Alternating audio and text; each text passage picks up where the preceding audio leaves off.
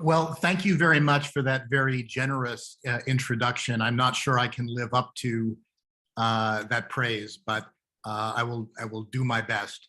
I first met Professor Agada at a talk he gave in South Africa in February of 2019.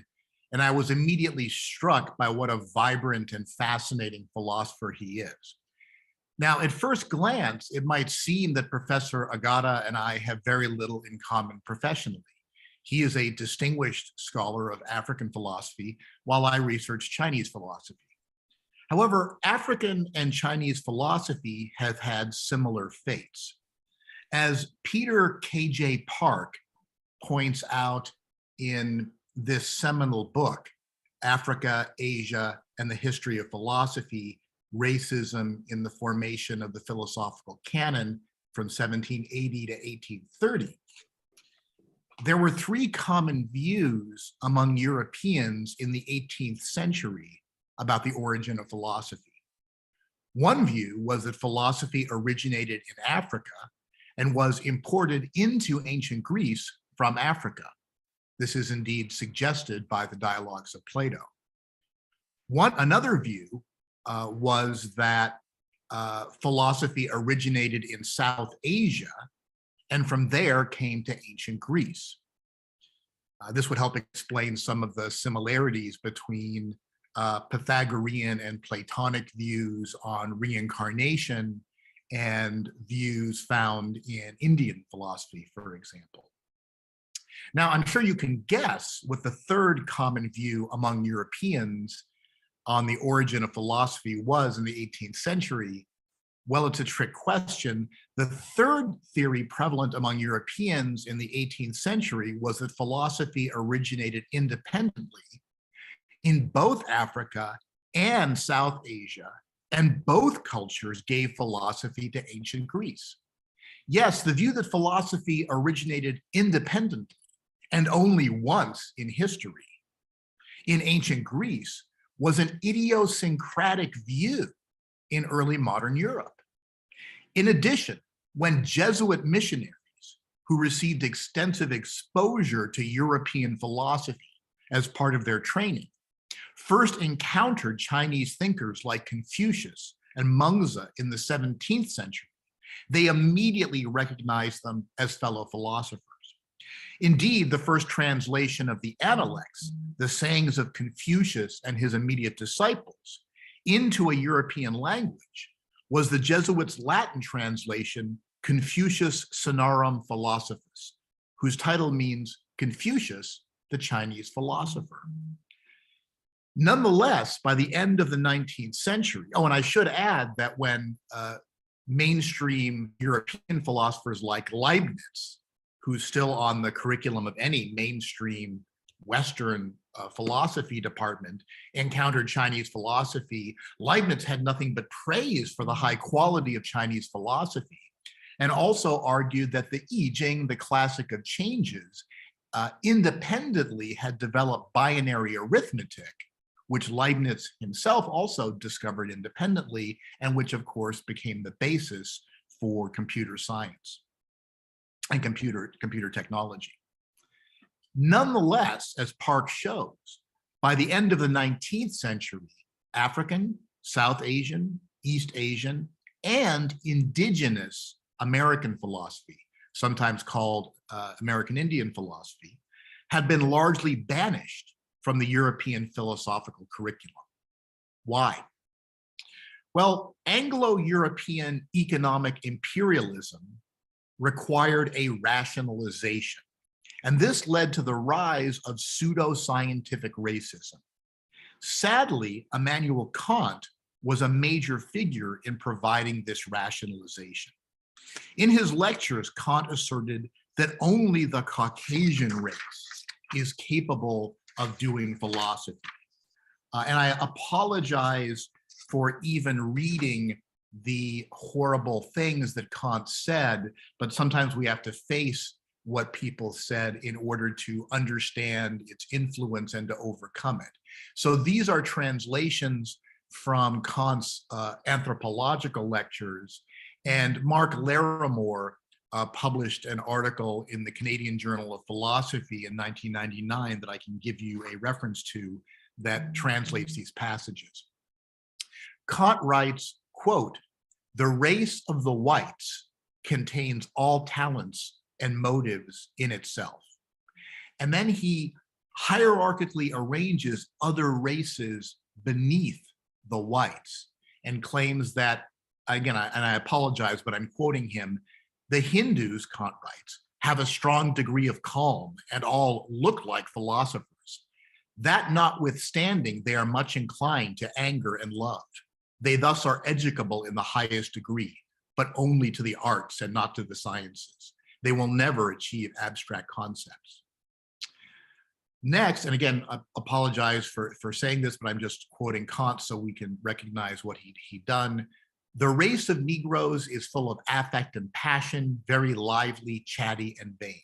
It can be educated, but only to the education of servants, i.e. they can be trained."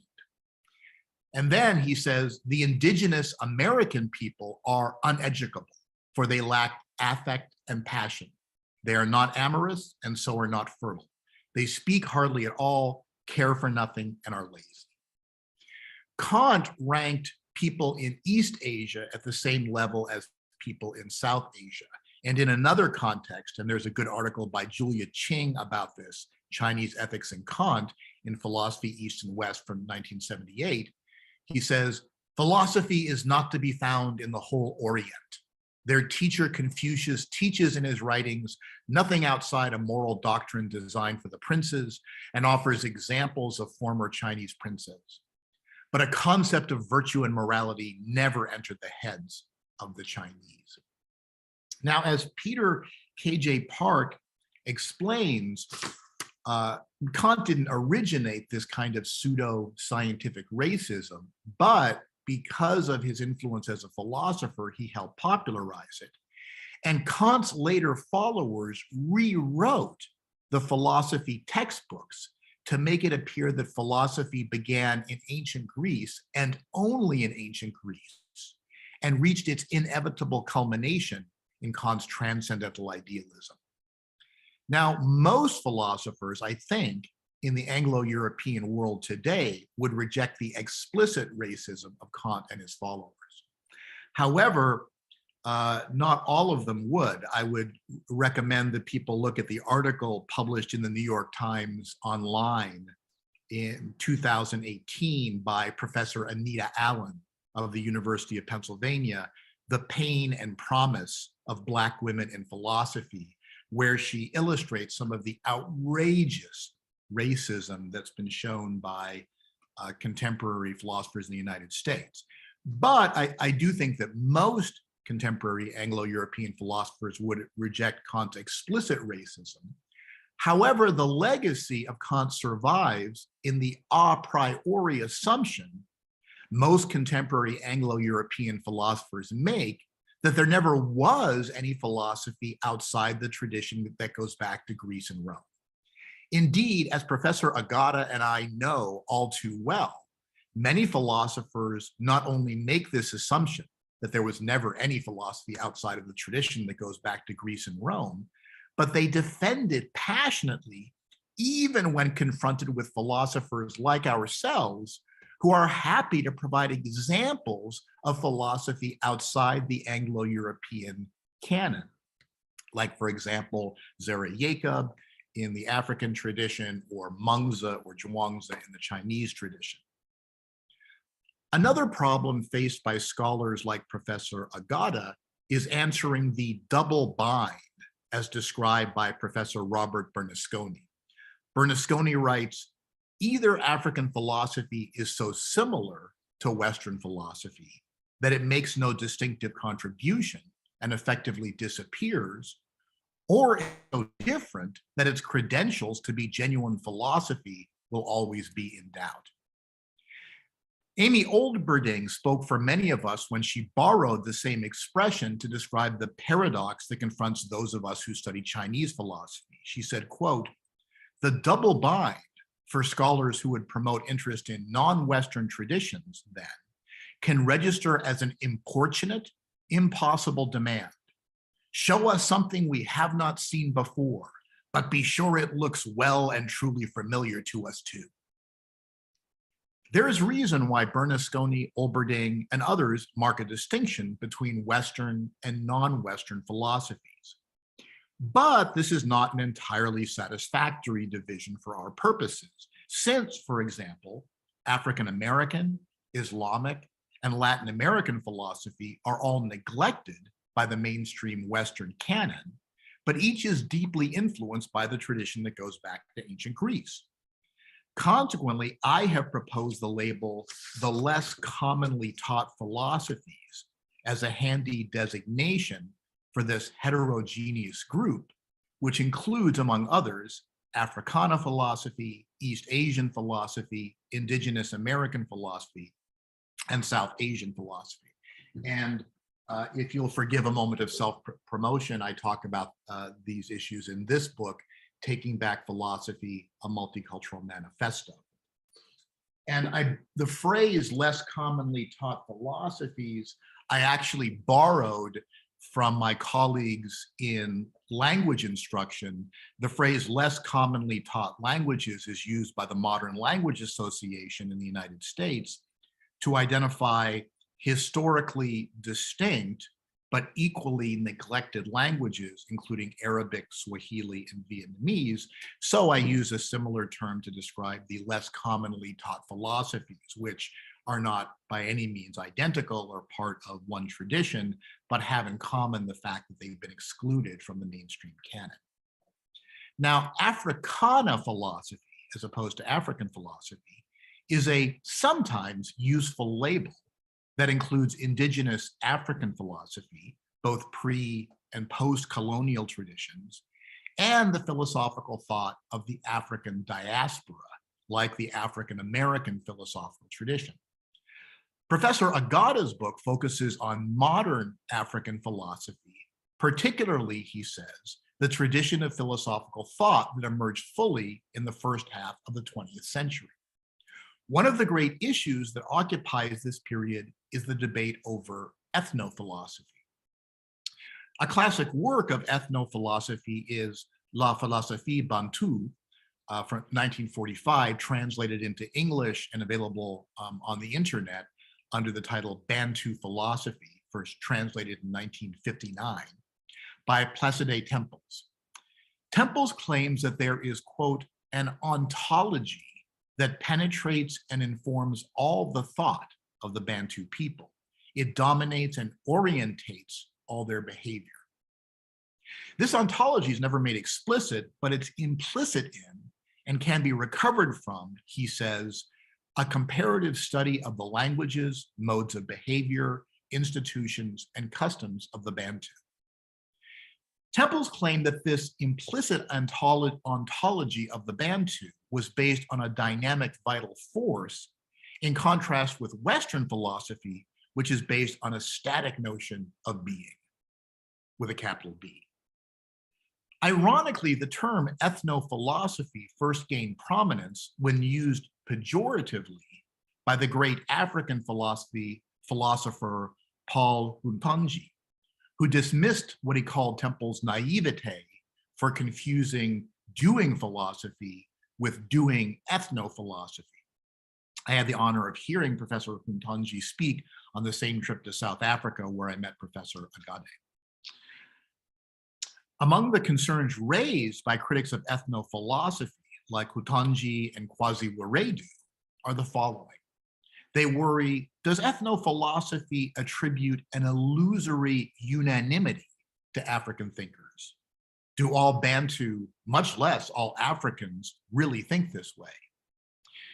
They worry that ethno-philosophy gives the usually white ethnologist the privilege of speaking on behalf of the African.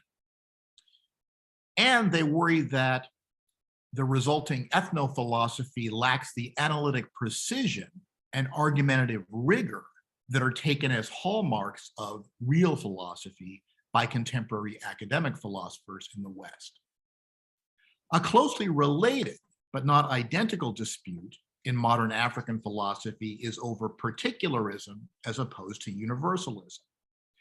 In other words, to what extent should African philosophy be rooted in particular African cultures and their beliefs? And to what extent should Africans aspire to be participants in the allegedly cosmopolitan world of contemporary Anglo-American philosophy? In other words, is there a distinctively African philosophy, or is there simply philosophy done by Africans? Certainly, one way of understanding ethno-philosophy is as a radical form of particularism. Ethno-philosophy could be understood as a form of philosophy that originates in Africa and speaks only to those Africans who already share its commitments. However, part of the power of Professor Agada's approach is that he explores a way to transcend the dilemma of particularism and universalism and preserve what is valuable in ethno-philosophy while adopting a critical stance that goes beyond just making explicit a culture's pre-existing beliefs. Professor Agada's label for his own philosophy is consolationism, a unique and original system grounded in concepts taken from the particularities of ethno-philosophy, but going beyond them to offer an ambitious philosophical synthesis with universal appeal. Consolationism begins with the observation that human agency is teleological, in the sense that our actions are not only goal-directed, but require ultimate goals like perfection. However, our experience of the world makes us realize that perfection cannot be realized. Consequently, human life is ultimately tragic. We are drawn to realize the goal of perfection, but we know that we will never achieve it. This realization might lead us to despair, but Professor Agada suggests instead that our goal should be consolation. I think I understand what Professor Agada means by consolation. I take him to mean by consolation, taking joy in one's limited but genuine role in the unending process of striving for perfection. But I would be interested to hear whether Professor Agada believes I have correctly described what he thinks of as consolation. Now, if you have questions or objections regarding the worldview I've just sketched, I urge you to just read Professor Agada's profound and fecund philosophical system in detail. Whether you are ultimately convinced or not, and how seldom does one philosopher truly convince another of anything, to do that would be to achieve perfection in this world. And as Professor Agada points out, that is something that is beyond us. Whether this happens or not, you will learn a great deal from this book about modern African philosophy and the many figures in the Anglo-European philosophical tradition that Professor Agada engages in a profound and fascinating way. I heartily recommend this book. Thank you very much.